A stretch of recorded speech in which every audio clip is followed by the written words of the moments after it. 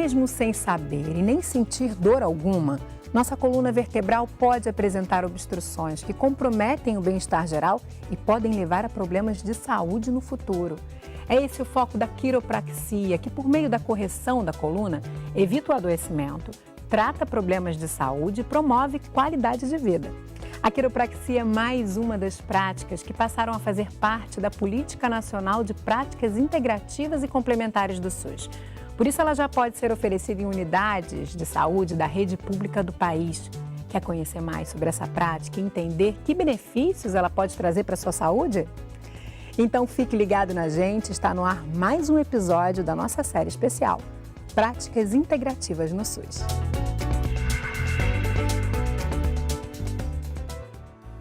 Olá, eu sou Paulo Gomes de Oliveira Neto, sou bacharel em quiropraxia e especialista em anatomia humana. Tudo bem, Paulo? Tudo jóia. Obrigada pela sua presença aqui hoje com a gente. Eu que agradeço a oportunidade. Paulo, começa explicando pra gente essa palavra quiropraxia. O que ela quer dizer? Ela tem um significado. Tem sim. Quiro é mão e praxis é prática. Foi um pastor americano, quando a quiropraxia estava sendo desenvolvida nos Estados Unidos, que passou esse nome ao Palmer, que foi o desenvolvedor da profissão. Então, através das mãos, a gente tem a prática de transformar a vida dos pacientes. Mas isso hoje já tem muito mais desenvolvimento. Hoje em dia não se usa só a mão a quiropraxia. Tem outros tipos de instrumentos, Outras técnicas. A gente vai falar um pouquinho disso. Mas você falou dos Estados Unidos, a origem então é dos Estados Unidos e quando que surge a quiropraxia? 1895. O Daniel David Palmer, ele era um canadense, mudou para os Estados Unidos, morava em Davenport, Iowa, e ele foi desenvolvendo, através dos estudos dele, vendo que tinha uma relação entre o sistema nervoso e a coluna vertebral, e isso de forma muito primitiva, não como a gente vê hoje, e foi vendo que a relação com as doenças e o funcionamento do corpo estava totalmente direta. Não era algo que você pegava, era algo que você desenvolvia. Então ele tentou fazer com que o corpo funcionasse melhor, vendo se aquilo tinha relação com a melhora das doenças. Percebendo isso, foi desenvolvendo a profissão. O filho dele é que desenvolveu a forma institucional, universidades, cursos. A primeira turma se formou em 1890. E tem algum contexto aí da criação dessa prática que vale a pena a gente citar? Em que momento era esse ali? Porque surge a quiropraxia? A quiropraxia surge num momento onde a dúvida sobre o cuidado das pessoas era muito grande. Só tinha um conhecimento médico e não era um conhecimento médico como a gente tem hoje. Era um conhecimento que tinha muito mais abstrato em cima do cuidado das doenças do que algo concreto, científico, Estamos falando de 1890, Sim, Então, a quiropraxia veio, como muitas outras terapias surgiam na época, da tentativa de cuidar das pessoas. Afinal, nem tudo se resumiu ao cuidado médico. As pessoas queriam ficar boas, mas não sabiam nem por que estavam doentes. Então, era um outro contexto para surgir a profissão. E naquela época já existia a osteopatia. A gente fez há pouco tempo o programa sobre osteopatia, porque também foi uma prática que entrou na Política Nacional de Práticas Integrativas e Complementares do SUS. E muita gente confunde, uma com a outra. Elas bebem da mesma fonte. Dá uma pincelada para a gente entender as diferenças entre essas duas práticas. Taylor Steele, que é o desenvolvedor da osteopatia, alguns anos antes do desenvolvimento da quiropraxia, em locais diferentes, teve a mesma percepção. Mas tanto a quiropraxia quanto a osteopatia bebem da mesma fonte da manipulação articular, que existe desde a Grécia Antiga. O conceito oriental é muito mais antigo, mais de 2000 anos, do que o nosso conceito ocidental. O ocidental desenvolveu novas práticas em cima de outros conhecimentos, de uma modelo mais ortodoxo, mais próximo ao que a gente entende de medicina do que o oriental. E dentro desses desenvolvimentos, tanto a osteopatia quanto a quiropraxia visavam a manutenção de saúde através da coluna vertebral, seja para o diagnóstico somato-visceral, que é a visão do osteopata, seja o diagnóstico do complexo de subluxação vertebral, que é a visão do quiropraxista. Somato-vertebral. Somato-visceral, a gente está falando de vísceras e de somatização, de sensibilidade. Certo. Isso. E no caso da quiropraxia? É o complexo de subluxação vertebral, que é o desalinhamento entre uma vértebra e outra, uma falta de ação biomecânica que interfere na função nervosa. Vamos traduzir um pouquinho, que foi mais ou menos o que eu falei ali no início do programa, que são essas obstruções que acabam acontecendo. Vamos pegar a coluna vertebral para você explicar? Se a gente puder resumir, a gente pode dizer então que são obstruções que vão acontecendo nessa coluna vertebral que vão levar a problemas de saúde, a estados de doenças. Para ser bem específico, nós temos dois tipos de comando cerebral para o nosso corpo. Aqueles que a gente controla e aqueles que a gente não controla, tipo o batimento do coração. Perfeito. Quem faz esse tipo de comando é o cérebro, e ele passa pela coluna vertebral para passar essas informações através dos nervos. Se esse local está obstruído de alguma forma, e isso é milimétrico, ele acaba irritando aquela raiz nervosa. Se aquela raiz nervosa está irritada de forma leve, imagine que aquela mensagem que tem que passar 100% está passando 90% a 80%. Ela não vai gerar uma doença, mas ela vai gerar uma perda de função natural. Mas com o passar do tempo pode até levar a uma doença, Exatamente. né? Então o objetivo do quiropraxista é restaurar as subluxações para fazer com que o corpo funcione melhor e aí ele sozinho consiga se recuperar de muitas, digamos assim, preventivamente de doenças. Olha que né? interessante. A dor, e como qualquer outro sinal do corpo, é um aviso que há algo errado. E às vezes a gente deixa ela ali, não liga muito para ela, É né? natural que a gente... Lá na frente vai ter um Eu sempre problema. brinco com os pacientes que se você não ouvir o seu corpo, ele manda você parar. E isso é quando você está tentando, o cérebro está tentando te dizer que há algo errado, nesse caminho você não está ouvindo. Mas o barato da prática é que ela pode intervir mesmo antes da dor também, Mesmo né? antes Porque da você dor. pode estar tendo essa subluxação sem ter dor ainda. Exatamente, quando você vê um quadril um pouquinho mais desalinhado, ou você tira uma foto no espelho e consegue ver teu umbigo olhando para a direita ou para a esquerda, ou a barra da calça, né? Às vezes usa um calçado, olha na sola do calçado, um lado do calçado está mais gasto que o outro, por quê? Né? O corpo ele vai mudando, assim como o vento molda a montanha, os teus hábitos diários também vão moldando o teu corpo. Mas é isso? São hábitos diários? O que mais pode levar a essa obstrução, a esse desalinhamento da coluna Na vertebral? visão da quiropraxia, são os 3 fatores que fazem surgir as subluxações. O primeiro deles é os fatores químicos. O consumo excessivo de açúcar, remédio sem prescrição adequada, gordura inadequada, alimentação ruim, né? São os fatores químicos que fazem com que a subluxação pode surgir. Os fatores traumáticos, que é a má postura, o sedentarismo, o sobrepeso, um acidente que você tenha quando criança e não recuperou, ou um esporte que acaba desgastando mais a estrutura da coluna, e os fatores emocionais, estresse, ansiedade, insônia, prazos curtos. Que são o grande problema de hoje. Eu acho que 90% da atual. população tem, né? Mas esses mecanismos, eles fazem com que o sistema nervoso não responda bem. Fazem com que essa comunicação seja interferida. Sabe que funcionar sob pressão é um fator emocional que afeta a sua coluna. Quando a pessoa está estressada, ela sempre bota a mão na nuca, faz assim, né? Então, é uma reação mecânica a um fator emocional. Ignorar que as emoções, né, que as sensações possam fazer mal para o corpo, é ignorar que o corpo é um contexto muito maior do que simplesmente articulações e nervos. Né? Temos que ver o corpo de forma completa, seja no fator químico, seja no fator físico, ou seja no fator emocional. Maravilha, né? Isso é um ponto em comum entre todas essas práticas que a gente vem trazendo aqui, né? As práticas integrativas e complementares. Bem, o nosso apresentador, também apresentador aqui do Canal Saúde, Paulo, foi te encontrar no seu consultório para a gente mostrar agora na prática como é que é uma sessão de quiropraxia. Vamos dar uma olhada. Oi, Marcela. A equipe do Ligado em Saúde veio conhecer o trabalho do quiropraxista Paulo Gomes, que está aí no estúdio com você, só que dessa vez vai ser diferente. O personagem serei eu mesmo. Eu que tenho uma dor na coluna lombar, na cervical, eu nunca procurei tratamento. Quem sabe agora o Dr. Paulo Gomes vai resolver esse problema. Vamos conhecer o trabalho dele? Oi, Dr. Paulo, tudo bem? O primeiro passo do tratamento é fazer uma avaliação adequada. Neste prontuário, a gente pega seus dados pessoais, as doenças que você tem ou já sofreu, desde doença reumática até mesmo alergia de pele. A gente faz o uso contínuo de medicações que você está usando, a gente pergunta qual medicação você está usando atualmente e os históricos de doenças na família. Tudo isso monta um apanhado de quem é você e como você vive. Com isso, eu consigo traçar uma conduta adequada sobre as queixas que você apresenta e as relações delas com o seu cotidiano. E Paulo, esses procedimentos, né, que são manipulações na coluna, nas vértebras, eles são doloridos? Essa é uma pergunta muito comum. As pessoas pensam que o ajuste, que é o procedimento de correção desse desalinhamento, é doloroso. Na maioria das vezes, o ajuste até causa relaxamento. A gente mexe em nenê, por exemplo, e o nenê costuma ter alívio no imediato. Alguns dormem na minha mão.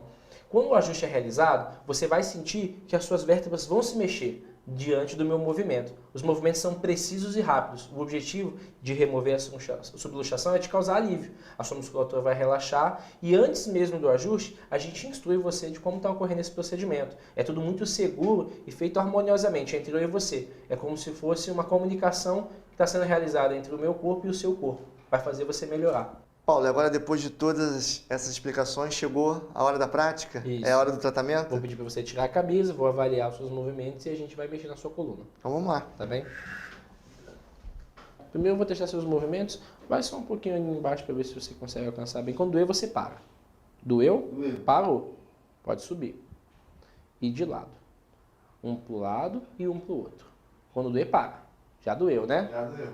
Um lado vai mais do que o outro, né? Isso. Depois que a gente ajustar, você vai se sentir bem melhor. Pode estar de barriga para baixo para mim. Deixa os seus braços aqui. A gente vai palpar essas vértebras aqui para saber qual que está doendo mais. Amarrar você aqui para a gente poder fazer essa marca subir um pouquinho e fazer uma tração na tua coluna. Isso. Agora a gente vai ver os eixos de movimento desse paciente, ó. Onde ele está indo. Tudo bem, Paulo?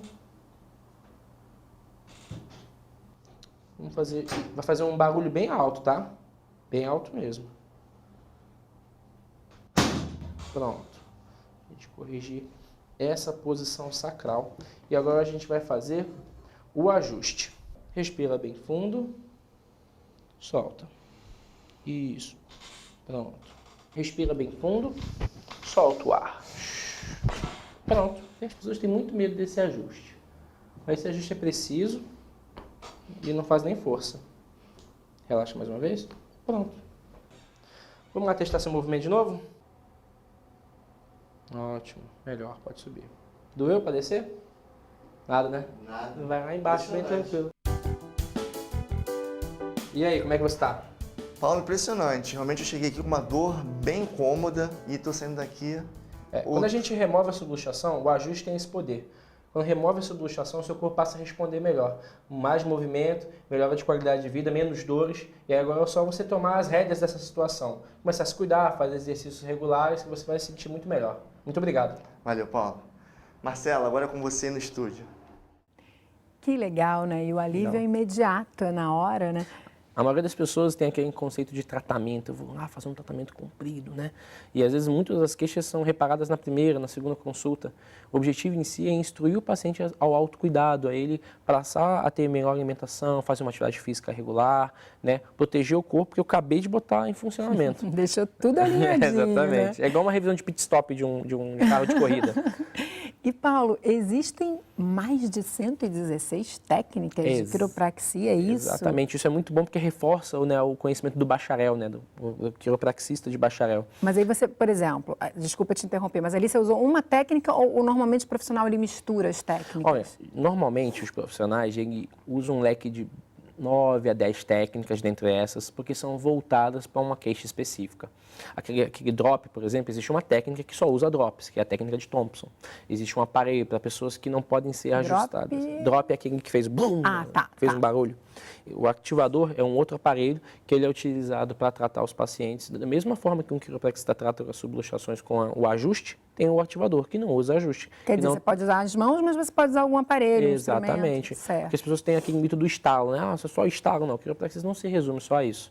A técnica de flexão de cóccix que usa na maca, que faz aquela tração, existe um protocolo inteiro dela, simplesmente para tratar doenças da lombar. Em crianças, por exemplo, algumas manobras são voltadas para o funcionamento do sistema nervoso da criança junto com as articulações, que são bem mais simplórias do que essas que foram demonstradas. Pois é, a gente vai falar criança, a gente vai falar disso, né, no próximo idoso, né? bloco. Se tiver uma articulação muito degenerada, como é a do idoso, a gente não pode aplicar uma força tão grande como a gente aplica no adulto. Então, existem técnicas também voltadas para o idoso, que tem uma maior sensibilidade articular. Que seria mais ou menos essa coluna, esse pedacinho aqui. Explica pra gente, você trouxe aqui isso aqui 4 são os exemplos. estágios da degeneração vertebral. Todos nós vamos passar por isso gradativamente. Normalmente de forma natural, né? Se não tiverem aqueles fatores que você explicou atuando. Mas normalmente tem. Peso, sedentarismo, né? Você acaba acelerando esse processo degenerativo. Né? O bico de papagaio, né? O osteófito, essas pontículas que ficam soltas aqui. A gente vê que o aspecto vai ficando diferente, né? Igual um muro chapiscado. Isso aqui é um muro normal e aqui é um muro com chapisco que a gente tem para proteger a casa. E aqui dentro que é o que é o disco intervertebral. O disco intervertebral, ele vai ficando bem diferente também. Com o tempo, ele vai ressecando.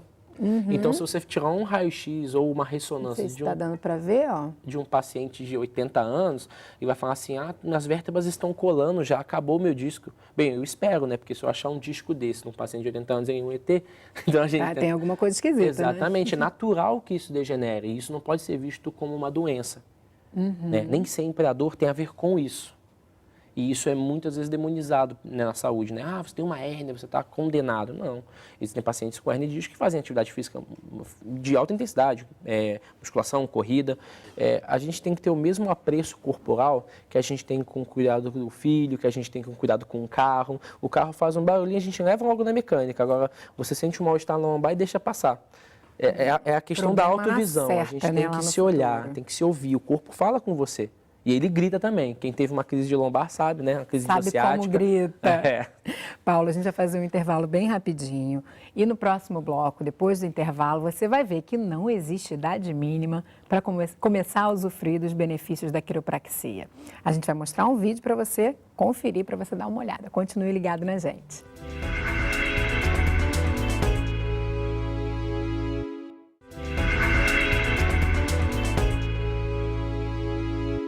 Estamos de volta com mais um episódio da série Práticas Integrativas no SUS.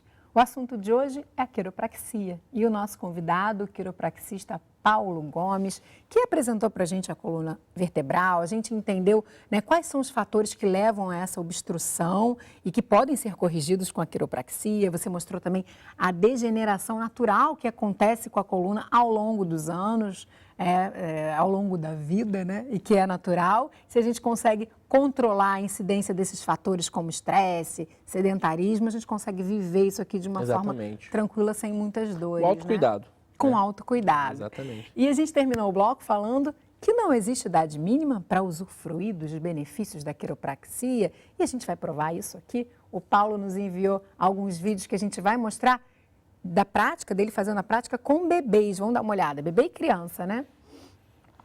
Ali, o primeiro é um bebezinho mesmo. Quantos meses, Paulo? Ele tem entre 4 e 6 meses.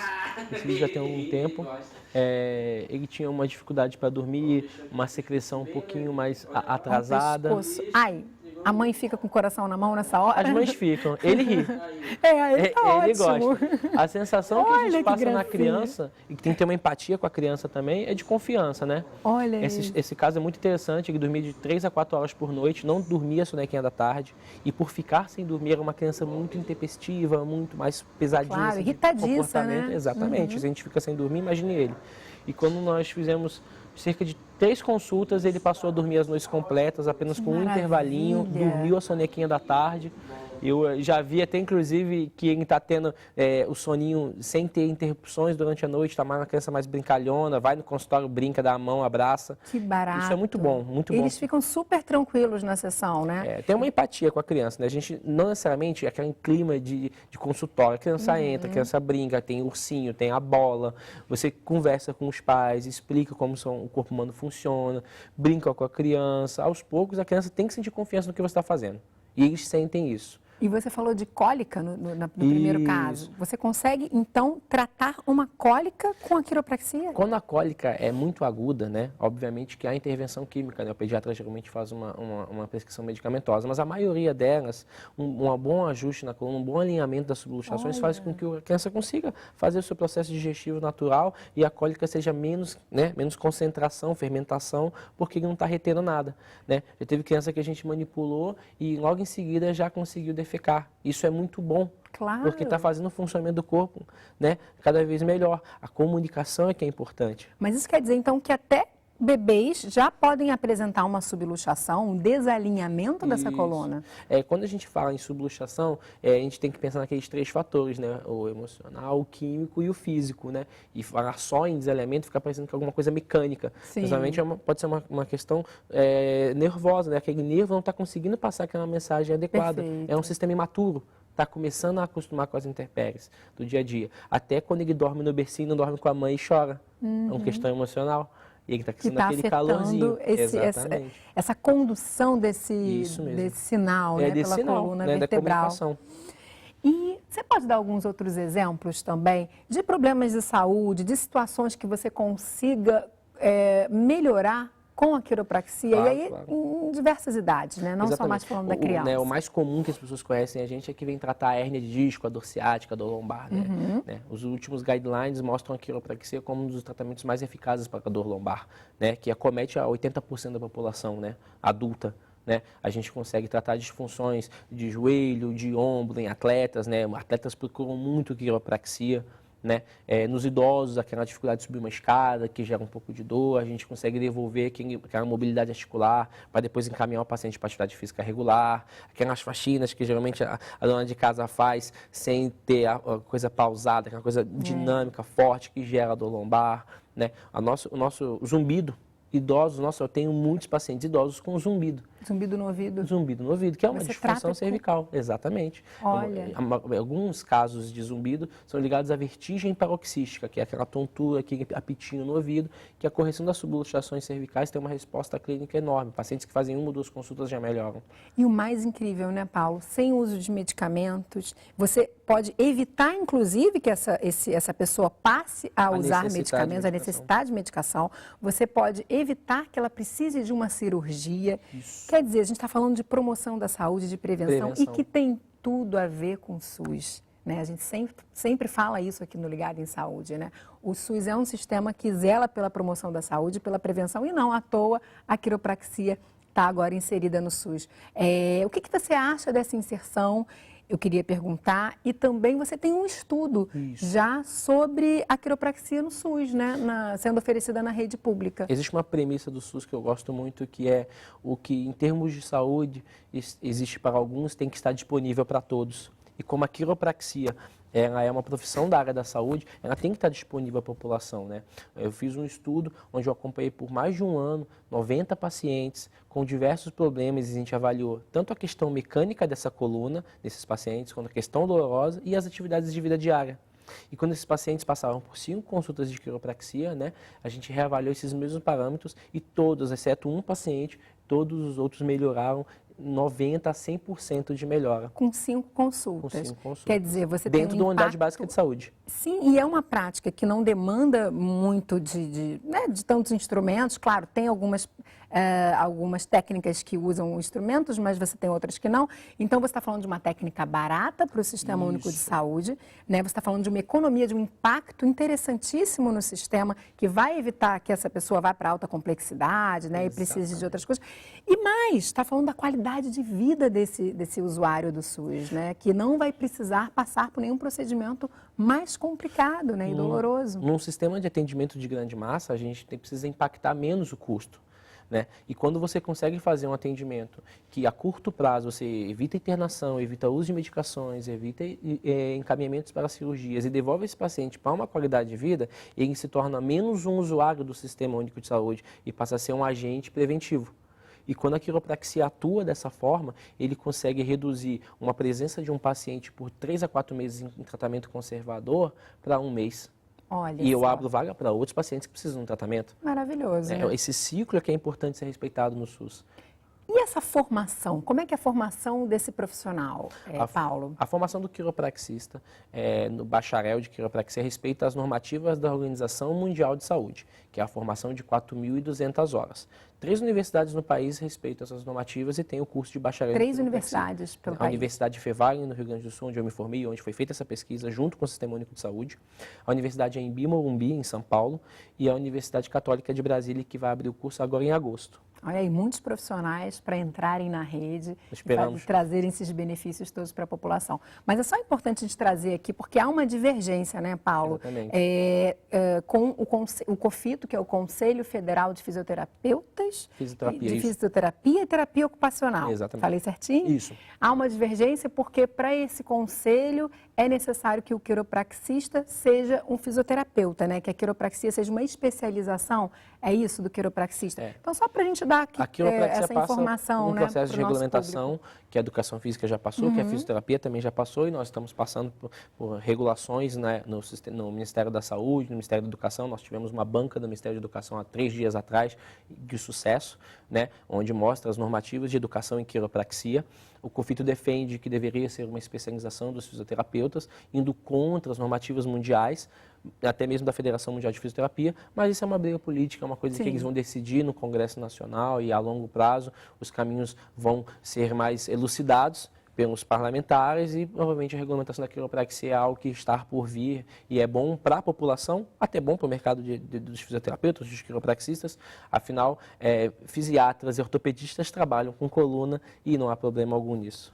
Independente dessas divergências, né, e desse conflito aí político, o mais importante é que a gente tenha profissionais bem formados, gabaritados, para poder atuar no Sistema Único de Saúde, trazendo aí todos esses benefícios que o Paulo colocou para a gente muito bem. Deixa uma mensagem final, né? Além de tudo que a gente conversou, a gente cuida bem da nossa coluna, do nosso corpo, da nossa saúde, quando a gente faz o quê? Quando a gente come bem, quando a gente vive feliz e quando a gente faz atividade física regular. Quando as subluxações são removidas, o corpo responde melhor e você precisa usar esse melhor potencial para viver bem. A felicidade, a atividade física, regular o movimento é que traz saúde às pessoas. Muito obrigada. Eu que agradeço. Ótima mensagem final para a gente conseguir aí trazer mais um caminho de orientação para a população, para os nossos espectadores. Eu que agradeço a oportunidade. Obrigada, Paula. Até uma próxima. E o Ligado em Saúde de hoje fica por aqui, mas no nosso site você pode rever este programa e todos os outros que nós já fizemos. E para enviar sugestões de tema, basta entrar em contato pelo e-mail ligado@canalsaude.fiocruz.br ou pelo telefone 0800 701 8122. Você também pode falar com a gente pela página do programa no Facebook. Vai lá e curte. Eu te encontro no próximo Ligado em Saúde. Tchau, tchau.